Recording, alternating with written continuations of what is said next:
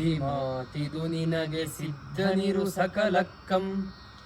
ಎದ್ದು ಕುಣಿಯಲಿ ಕರ್ಮ ದೈವ ನಿದ್ರಿಸಲಿ, ಅದ್ಭುತಗಳರಿದಲ್ಲ ಭವ್ಯಕ್ಕೆ ಹದ್ದಿಲ್ಲ, ಸಿದ್ಧನಾಗೆಲ್ಲ ಮಂಕುತಿಮ್ಮ.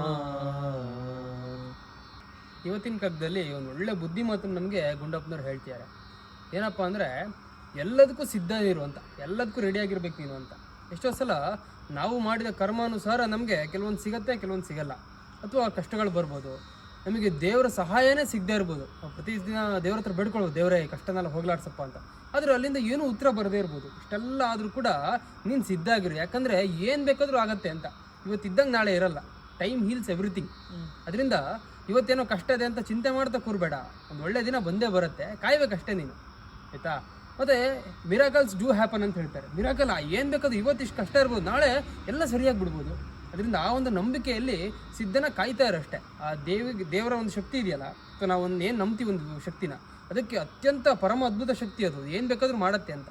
ಅದರಿಂದ ತುಂಬ ಚಿಂತೆ ಮಾಡದೆ ನಾಳೆ ಚೆನ್ನಾಗಾಗತ್ತೆ ಅಥವಾ ಮುಂದಿನ ಏನೋ ಒಂದು ಒಳ್ಳೇದಾಗತ್ತೆ ಅನ್ನೋ ಒಂದು ಹೋಪ್ ಇಟ್ಕೊಂಡು ಬದುಕು, ಎಲ್ಲದಕ್ಕೂ ಸಿದ್ಧನಿರು ಅಂತೇಳಿ ಹೇಳ್ತಾರೆ.